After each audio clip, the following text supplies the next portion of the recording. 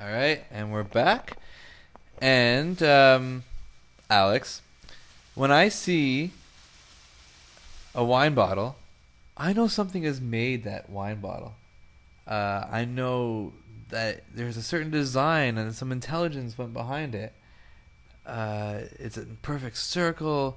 No way could this wine bottle have appeared by itself. And lo and behold, it's been made by someone. And I imagine that could be you could say that's the nature of the universe. I see a lake. No, I'm sorry. Look at the human eyeball and how complex that is, and that has to be made by an intelligent being. But look how complex. You think the human eyeball is complex? Look at the universe. We were just talking about dark matter, and we were talking about the vastness of the universe and matter that can be seen versus cannot be seen. The heat death and energy and molecules and it has to have been designed. I think it has to have been made by someone, as empirically shown to me that everything is created. I hope you can read the sarcasm in my voice, because this is an actual these are serious arguments brought about by creationists. Because we're talking right now about what are we talking about, Alex? Well, we're talking about atheism, but it's interesting that you brought up creationism, because the majority of people who believe evolution are actually Christian, because most people in the world are Christian. And so really there isn't this close tie between creationism and religion as some people imagine. It's mostly sort of an American phenomenon. And I think it's absurd and sad, but whatever. I think the bigger question when it comes to religion is rationality and scrutiny and taboo. Being able to criticize things, having to stand up to scrutiny. If, for example, you adopt the idea that in order for something to be a meaningful proposition about reality, it has to be falsifiable, then it's a good test to the sort of like a spam filter. Right. Sort of like a meme spam filter. And what happens is, let's look at some things that cannot be falsified. Anything that is invisible cannot be falsified. So I can invent some arbitrary notion and say that it's invisible, and you will not be able to falsify it. But we were talking about dark matter in that case, and dark matter is invisible. We can detect it because it has a weight, though.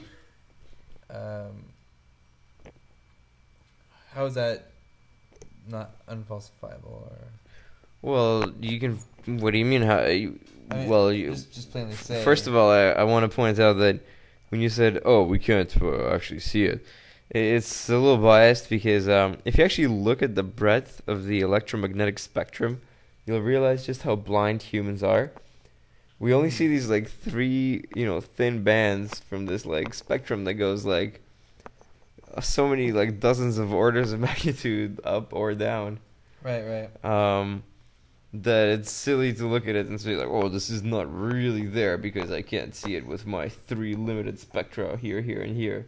It's totally measurable, which means it's as much there as anything could be. I mean, for example, it accounts for so much of modern cosmology. I mean, for sure. Yeah. I would say it's as proven as anything in science. There's the infrared, and there's the specifically we can measure dark matter and gravity signals.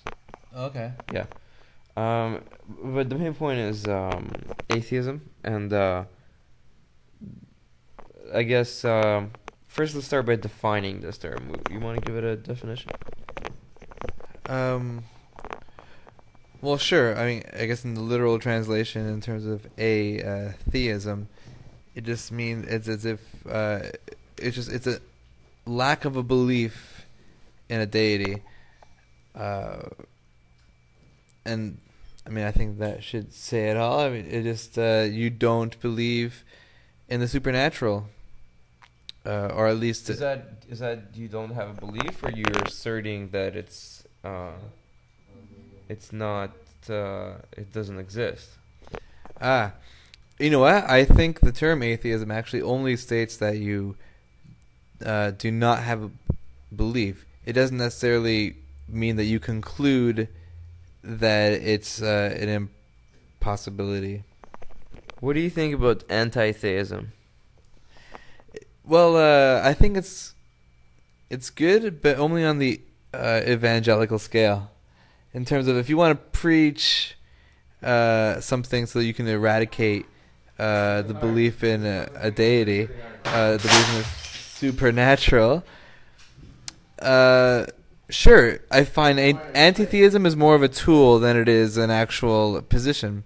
Because because it comes, it's a sort of a means to an end. It implies an end to something. You're against something, so you want it to be over. I see what you're saying from that point of view. So you're saying there's okay. What do you think of the word atheism as strategically deployed? Do you think it's a good word for political purposes? I mean, there's no denying that it's an unpopular word. Right. No, it's totally unpopular. And, well, there was that Mormon during the Republican nomination for president, and his name just escapes me. It's Ron. Oh my gosh. Hang on, we're gonna have to edit some shit.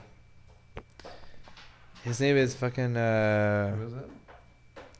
his Ron Paul? Mitt. His name. Okay. There's this Republican, Mitt Romney. He's a Mormon, and he was running for the presidency of the United States. Was he, or was he being a governor?